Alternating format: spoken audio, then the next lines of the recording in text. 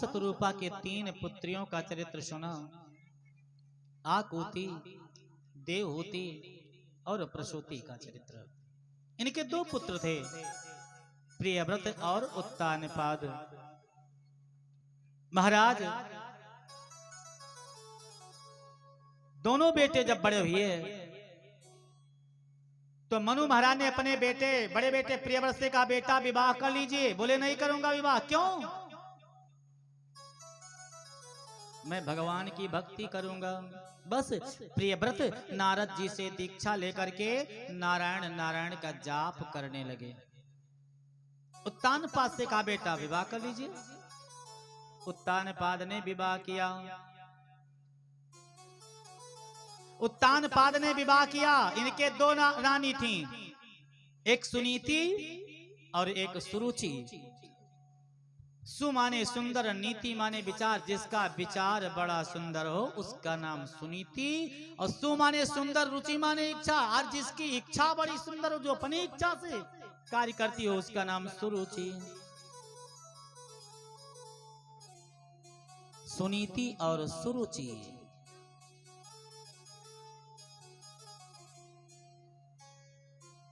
जाये उत्तानपादस्य सुनीति सुरुचिस्तयो सुरुचि प्रियसी पत्युर नेतराय सुतो धुरः।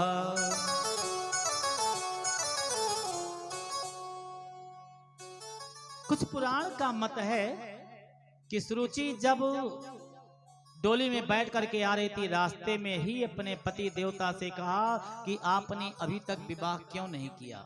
उन्होंने कहा, मैंने विवाह किया, एक रानी मेरे घर पर हैं, उनके कोई संतान नहीं पैदा होती है, इसलिए मैं तुम्हारा विवाह करके लाया हूं। सुरुचि ने कहा, मुझको बेटा पैदा करने के लिए ले जा रहे हो? हाँ। तो नहीं होगा, एक म्यान में 2 तलवार नहीं रह सकती है, तो एक पति के पास 2 नारी नहीं रह सकती हैं। या तो हमको अपने भवन रखना है तो बड़ी नारी को निकाल दीजिए, बड़ी रानी को, और नहीं तो मेरा कुछ बिगड़ा नहीं, हमको हमारे पिता के घर भेज दीजिए। लेकिन भागवत महापुराण में लेकर सज्जनों की राजा उत्तानपाद ने 2 विवाह किया, 2 मकान बनवाया। एक मकान में बड़ी रानी और दूसरे मकान में छोटी रानी। दोनों रानियों को बड़े भाव से देखते थे, लेकिन छोटी रानी से थोड़ा ज्यादा प्रेम था, बड़ी रानी से कम प्रेम था, भागवत के मतानुसार।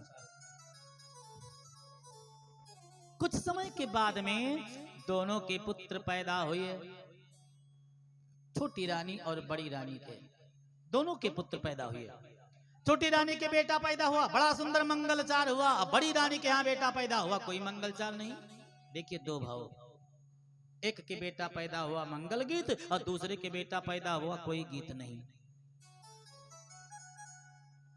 सुरुचि के बेटा पैदा हुआ तो नामकरण संस्कार हुआ, नाम रखा गया बेटे का उत्तम। और सुनीति के बेटा पैदा हुआ, कोई नामकरण संस्कार ही नहीं। आगे चल करके भगवान नामकरण करते हैं। धीरे धीरे बेटा बढ़ा, 5 वर्ष का हुआ। एक दिन अपनी माँ से पूछने लगे, मैया ये पिताजी हमसे और आपसे क्यों उतना प्रेम नहीं करते जितना छोटे भैया उत्तम से और उनकी माता जी से करते हैं? अरे बेटा छोड़ो, कोई बात नहीं। नहीं माँ, बताना पड़ेगा।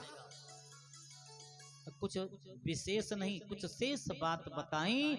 और फिर दूसरे दिन महाराज सुनीति का बेटा, जिस समय उत्तानपाद अपनी राजगद्दी पर बैठे थे, उत्तम को गोदी में लिए, उसी समय ये भी पहुंच गए। पिताजी प्रणाम, आशीर्वाद बेटा। पिताजी हमको भी अपने गोदी में ले लीजिए, आइए बेटा। उत्तानपाद हाथ बढ़ाए अपने उस बड़ी रानी के बेटे को गोदी में लेने के लिए महाराज।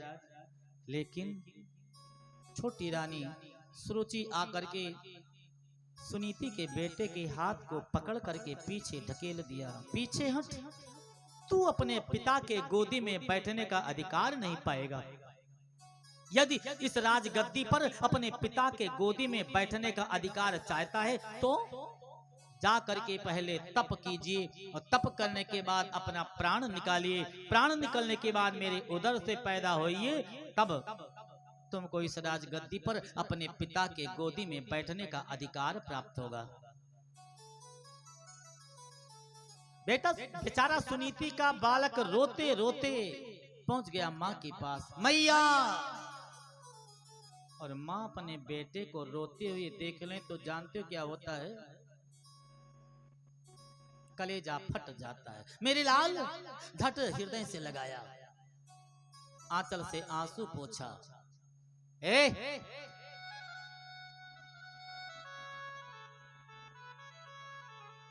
बेटा क्यों रोते हो?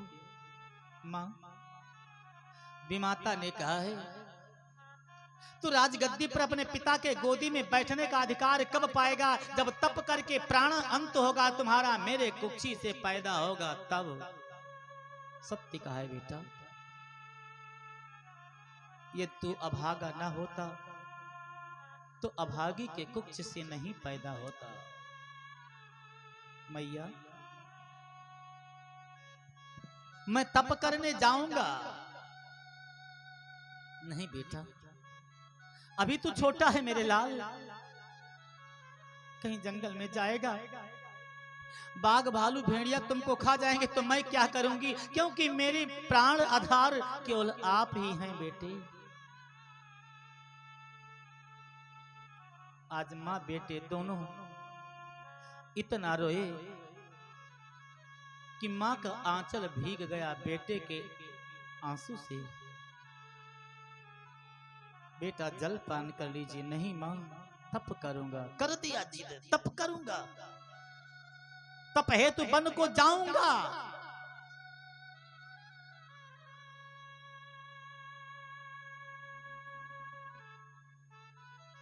सुनीति बेचारी बेटे को बार बार समझाती हैं, जल पान कर लीजिए, भोजन कर लीजिए। नहीं नहीं, कुछ नहीं चाहिए। रोते रोते सुनीति का बेटा सो गया। सोते सोते सज्जनों एक स्वप्न आया।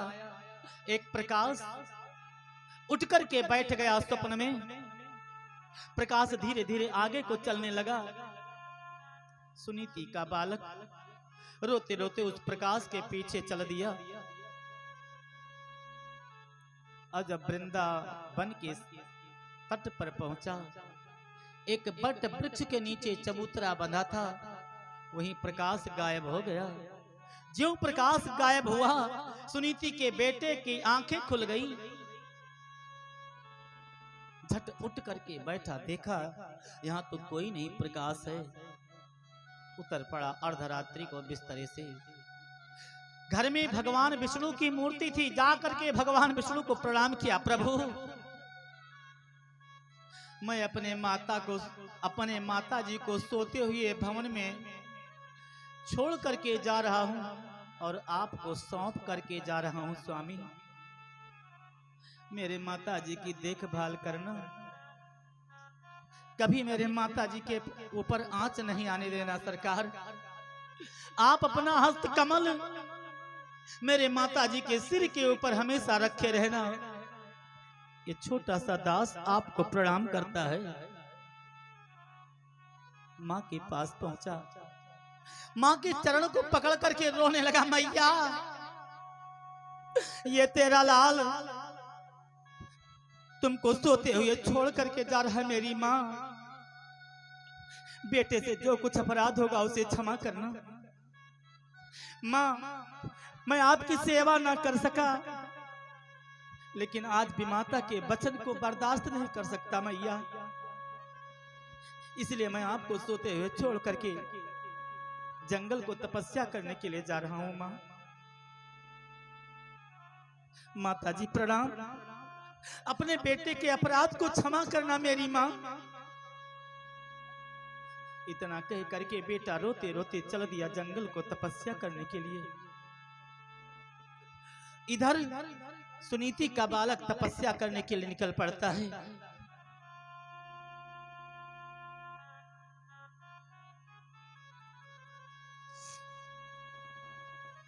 उधर सुबह हुई,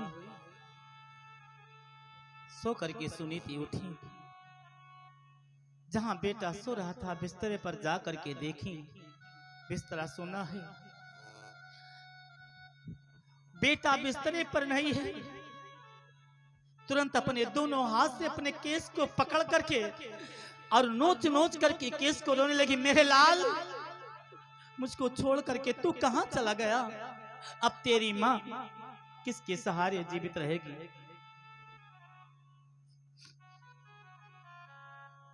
हाय मेरा बेटा, हाय मेरा लाल, कहते कहते सुनीति अपने स्वामी के पास जाती है। प्राणनाथ, आपने ये क्या किया?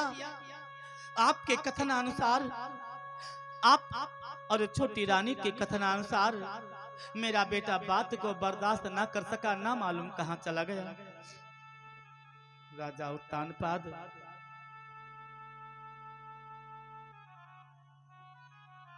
सुनीति के वचन को बर्दाश्त ना कर सके, तुरंत सुरुचि आ जाती हैं। सुरुचि, तेरे कहने से मैंने अपने उस बड़ी रानी के बेटे को गोदी ना लिया, तो आज वो मेरा लाल जंगल को चला गया है, ना मालूम कहां बाघ भेड़िया भालू खा लेंगे, क्या होगा मेरा? मैं तो ये कहता हूं कि मेरा एक बालक खो गया है तो दूसरा भी खो जाए। सुनीति ने झट राजा के मुख को पकड़ लिया। नहीं महाराज, ऐसा मत कहें, एक लाल गया तो दूसरे लाल को देख करके मैं अपने हृदय को शीतल कर लूंगी। स्वामी, ऐसा ना कहें, ये भी प्राणों से प्यारा बेटा है। इतना कह करके रोते रोते सुनीति बेहोश हो गई। राजा ने झट उठाया और मुख को जल से धो दिया, पंखे चलवाए। रानी होश में आती है। मेरा बेटा कहां मुझको छोड़ के चला गया है? मेरा बेटा बेटा बेटा कह करके इधर ये रुदन कर रही सुनीति, और उधर सुनीति का बालक जा रहा था तप करने के लिए। मार्ग में देवर्षि नारद जी मिले। नारद जी ने कहा, बेटा कहां जा रहे हो? तपस्या करने के लिए। लक्ष्यामः कुमारस्य सक्तस्य क्रीडना दिशु। बेटा, तुम्हारा लक्षण बाल्य अवस्था का है, हा? खेलने खाने का समय, तब तो जंगल को जा रहा है। नहीं नहीं, जाइए बच्चों के साथ खेलिए और खाइए। बेटे ने कहा, नहीं महाराज, मैं तो जंगल को जाऊंगा। अच्छा ठीक है, जिद करते हो? हाँ। मंत्र लियो? नहीं।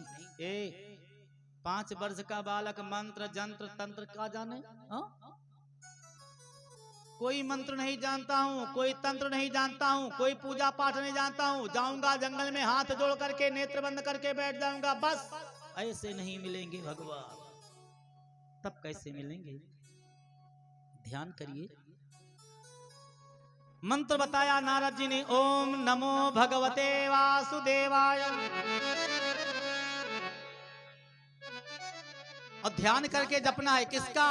सांवली सूरत, मोहिनी मूरत, लाल लाल ओष्ठ, काले घुंघराले बाल, हाथ में बांस की बंसी और ओष्ठ पर उसको धारण किए मंद मंद मुस्कुरा रहे हैं। ऐसे भगवान श्याम सुंदर का ध्यान करिए और 12 अक्षर मंत्र ओम नमो भगवते वासुदेवाय का जाप करिए।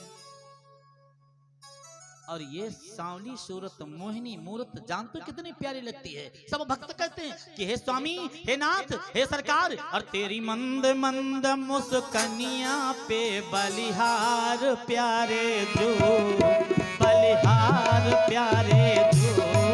तेरे मंद मंद मुस्कनिया, तेरे मंद मंद मुस्कनिया पे बलिहार प्यारे जो, बलिहार प्यारे जो।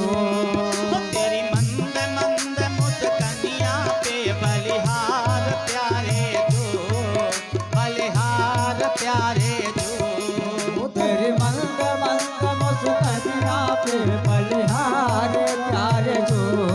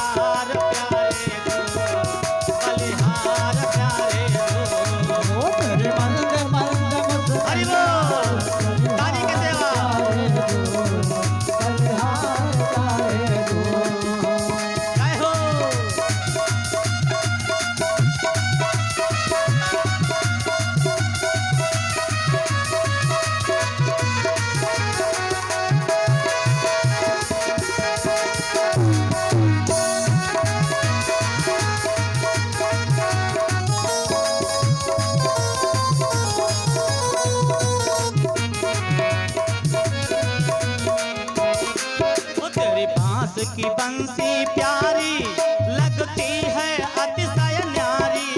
तेरे बांस की बंसी प्यारी लगती है अतिशय न्यारी। तेरे बांस की बंसी प्यारी लगती है अतिशय न्यारी। तेरी बांस की बंसी प्यारी लगती है अतिशय न्यारी। तेरी तिरछी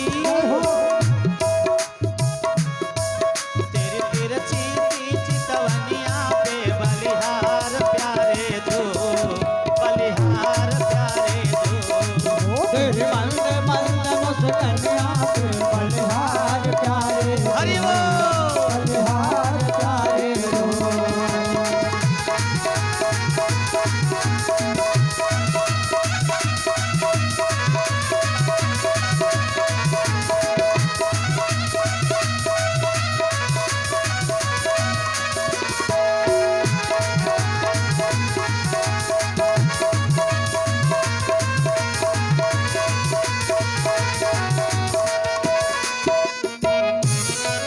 तेरे संग में राधा प्यारी लगती है अतिशय न्यारी।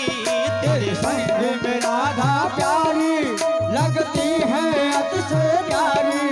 तेरे संग में राधा प्यारी लगती है अतिशय न्यारी।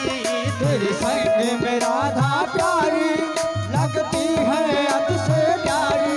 ओ तेरे जुगल चरण पे, ओ तेरे जुगल चरण पे मैं जाऊं बलिहार प्यारे जो, बलिहार प्यारे जो। तेरे मंद मंद मुस्कनिया पे बलिहार प्यारे जो, बलिहार प्यारे जो। जय हो, जय हो।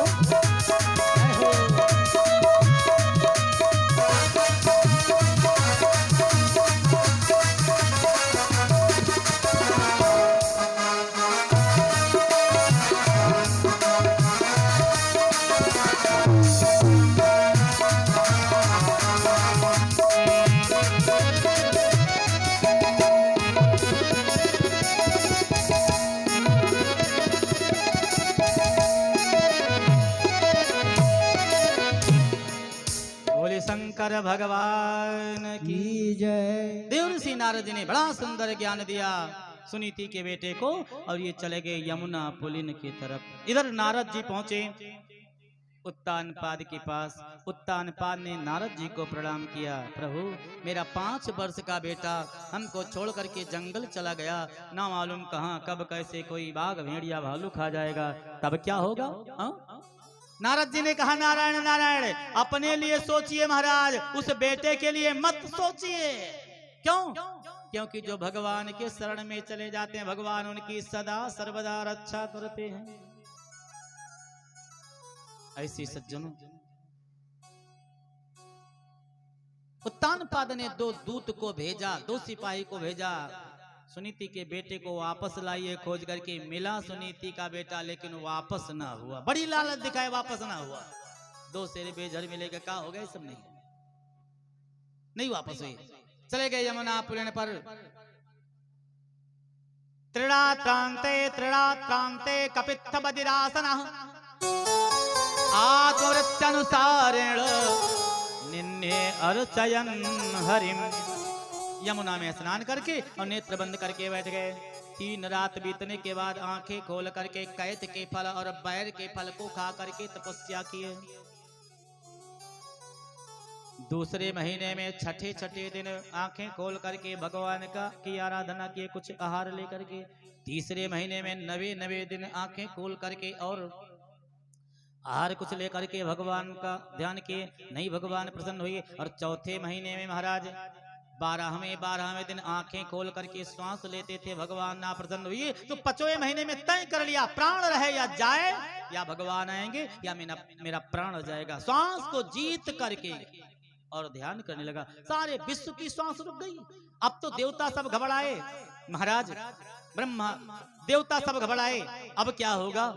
ये तो सुनीति का बालक श्वास रोक लिया, सारी सृष्टि समाप्त हो जाएगी। ब्रह्मा बाबा ने भगवान विष्णु से कहा, महाराज जल्दी जाइए, आपका ध्यान कर रहा है बेटा सुनीति का, प्रलय हो जाएगी। भगवान आ गए उसी रूप में जिस रूप को सुनीति का बालक ध्यान किया था। बेटा उठिए, हम तुम्हारी तपस्या से प्रसन्न हैं।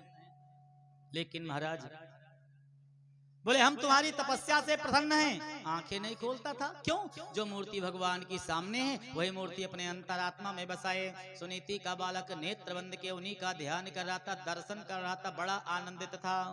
बाहर मूर्ति पर ध्यान ही नहीं। भगवान ने सोचा तो कई बार हमने आवाज दी, आंखें नहीं खोला, कारण क्या है? तो जो मूर्ति में मैं बाहर खड़ा हूं वो इसके अंतरात्मा में झट भगवान ने मूर्ति को खींच लिया। और जैसे मूर्ति गायब हुई, सुनीति के बालक ने आंखें खोल करके देखा, कहां गए मेरे स्वामी, कहां गए मेरे भगवान? तो सामने खड़े। बोलिए भक्त और भगवान की जय हो। बेटा हम तुम्हारे तपस्या से प्रसन्न हैं, वरदान मांगिए। का वरदान मांगिए? हाँ। अच्छा तो एक बात बताइए, हमने सुना है आपके यहाँ न्याय होती है। हाँ। तो फिर हमारे पिताजी 2 विवाह किए, न्याय किए नहीं? और उसके बाद में जब वो नहीं न्याय किए तो हमारे पिताजी हमारे माताजी से उतना प्रेम नहीं जितना छोटी माता से प्रेम किए, ऐसा क्यों? फिर पिताजी हमारे से प्रेम नहीं करते, छोटे भाई से बड़ा प्रेम करते हैं, ऐसा क्यों? फिर हमारे माता को बार बार दंड क्यों दे रहे हैं, ऐसा क्यों? और हमारे माताजी को भोजन के लिए व्यवस्था की क्यों नहीं की जाती, ऐसा क्यों? मेरे माताजी का देख रेख क्यों नहीं किया जाता है?